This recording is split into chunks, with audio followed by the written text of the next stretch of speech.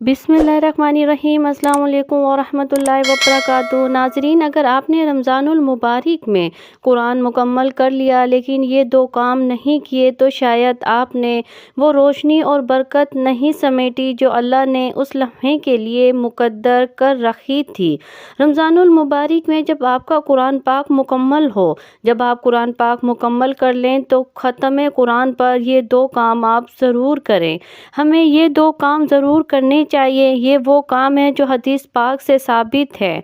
नबी करीम सल्लल्लाहु अलैहि वसल्लम इस तरीके से ख़त्म कुरान करते थे और आपके हिसाब अपने ख़त्म कुरान पर ये काम ज़रूर करते थे। बहुत सारे लोग ऐसे हैं जो नहीं जानते कि ख़त्मुल कुरान का सही तरीका क्या है। कुरान पाक मुकम्मल होने पर हमें क्या करना चाहिए।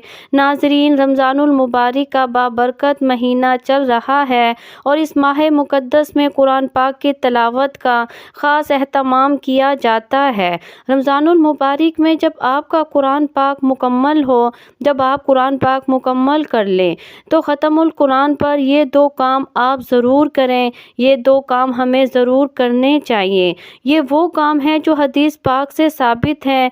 नबी करीम सल्लल्लाहु अलैहि वसल्लम इस तरीके से ख़त्मुल कुरान करते थे और आपके हिसाब ख़त्मुल कुरान पर ये काम ज़रूर करते थे।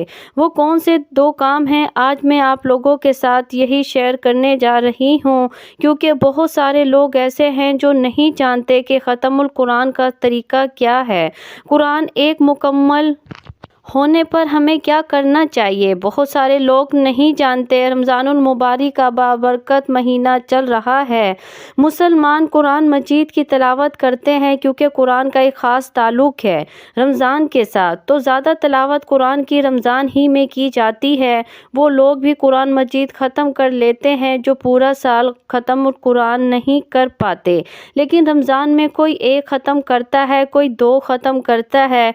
जब आपका कुरान पाक मुकम्मल हो तो कुरान पाक मुकम्मल होने पर आपने ये दो काम ज़रूर करने हैं। वो कौन से दो काम हैं। सबसे पहली बात, जब आप ख़त्मुल कुरान करें तो ख़त्मुल कुरान का सही तरीका क्या है, सबसे पहले तो ये जान लीजिए।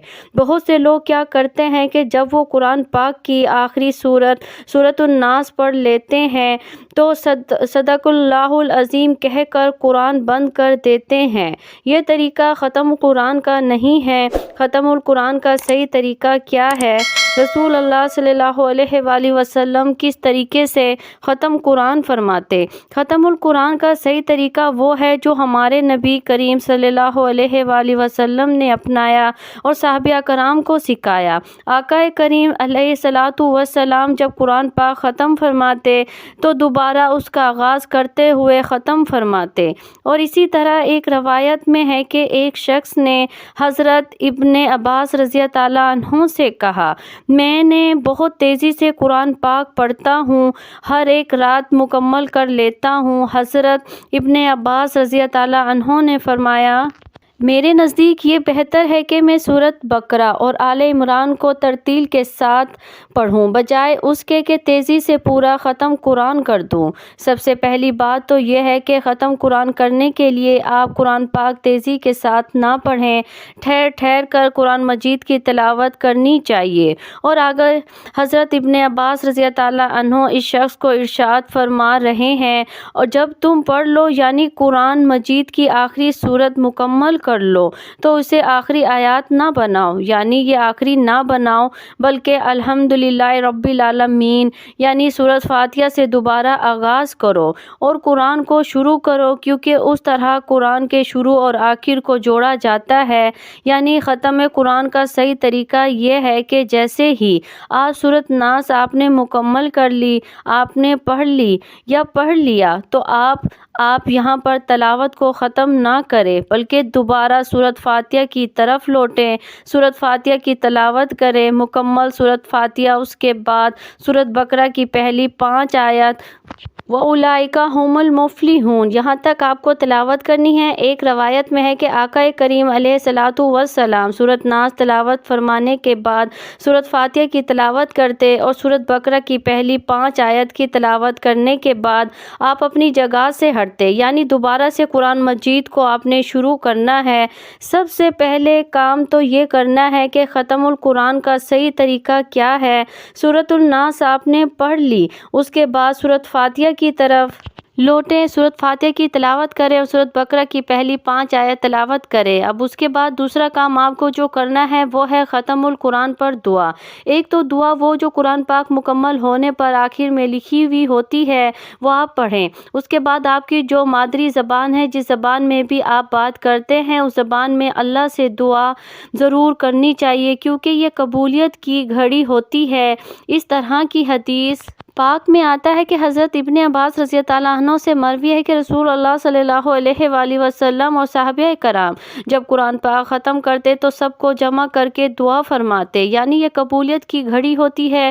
ایک حدیث کے مطابق جو شخص رات میں قرآن ختم کرتا ہے، فرشتے صبح تک اس کے لیے دعا کرتے ہیں، اور جو دن میں ختم کرتا ہے فرشتے شام تک اس کے لیے دعا کرتے ہیں، اور جب کوئی شخص ختم قرآن کرتا ہے تو اس وقت فرشتے بھی دعا میں شامل ہوتے ہیں۔ تو ختم القرآن پر دعا کا ضرور اہتمام کرنا چاہیے۔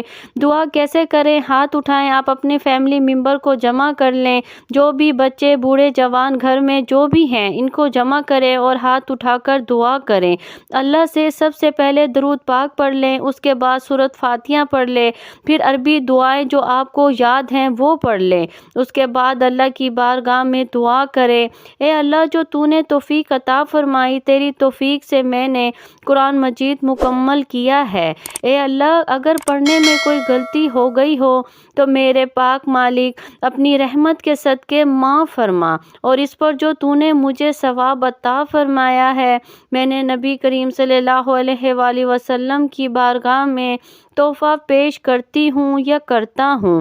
اور پھر پوری امت مرحومہ کے لیے احصال ثواب کریں اور اپنے مرحومین کو اس وقت ضرور یاد کریں، مرحومین کو احصال ثواب کریں، اور جو بھی آپ کی دعائیں ہیں، جو بھی آپ دعا کرنا چاہتے ہیں، کوئی بھی آپ کا مسئلہ ہے، کوئی بھی پرابلم ہے، اس وقت اللہ کی بارگاہ میں ہاتھ اٹھا کر دعا کریں، کیونکہ یہ قبولیت کی گھڑی ہوتی ہے، یہ وقت مقبولیت کا ہوتا ہے۔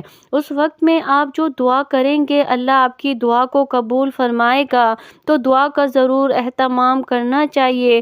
ہوتا یہ ہے کہ جیسے قرآن پاک مکمل ہوا، پرچی پر لکھ کر امام صاحب کے پاس بھیج دیں گے، یہ ختم القرآن ہو گیا جی، اس کو بخش دیں۔ قرآن بخشنے کا کیا طریقہ ہے؟ بہت سارے لوگ یہ سمجھتے ہیں کہ بخشنا ضروری ہے، بخشنا ضروری نہیں ہے۔ بہت سے لوگ یہ سمجھتے ہیں کہ جب تک بخشیں گے نہیں ہمیں ثواب نہیں ملے گا۔ بھائی جب آپ قرآن مجید کا کوئی حرف تلاوت کرتے ہیں اس پر جو نیکیاں ہیں وہ آپ کے نام اعمال میں لکھ دی جاتی ہیں۔ قرآن بخشنا کوئی ضروری نہیں ہے۔ ہاں اپنے مرحومین کو احصال ثواب کرنا چاہتے ہیں تو یہ ایک الگ بات ہے۔ تو 2 کام آپ نے جو کرنے ہیں، ایک تو ختم القرآن کا صحیح طریقہ کیا ہے یہ میں نے آپ کو تلاوت بتا دیا ہے، اور دوسرا جیسے ہی آپ نے قرآن پاک مکمل کرنا ہے تو دعا کا ضرور اہتمام کرنا ہے۔ یہ قبولیت کی گھڑی ہوتی ہے، یہ اس وقت تک دعائیں قبول کی جاتی ہیں۔ بعض روایت میں آتا ہے کہ ختم القرآن کے موقع پر رحمتوں کا نزول ہوتا ہے۔ ایک روایت میں آتا ہے کہ جو قرآن پڑھ کر دعا کرے تو اس کی دعا پر 4000 فرشتے آمین کہتے ہیں۔ تو اس موقع پر بہتر یہی ہے کہ ایک دعا کرنے والے کو منتخب کر لیا جائے کہ جو دعا کراتا جائے اور لوگ اس کی دعاؤں پر آمین کہتے جائیں، کیونکہ روایت میں آتا ہے کہ جو بھی جماعت دعا کے لیے اس طرح جمع ہو کہ ان میں سے کوئی دعا کرائے اور باقی آمین کہنے والے ہوں تو اللہ پاک ان کی دعاؤں کو لازمی قبول فرماتے ہیں۔ ناظرین ویڈیو اچھی لگے تو ویڈیو کو لائک کریں، شیئر کریں، چینل کو سبسکرائب کریں، اور کمنٹس باکس میں اللہ تعالیٰ کے 99 ناموں میں سے ایک نام ضرور ٹائپ کریں۔ اگلی ویڈیو تک کے لیے اجازت دیجیے۔ اللہ آپ کو اپنے حفظ و امان میں رکھے، آمین ثم آمین۔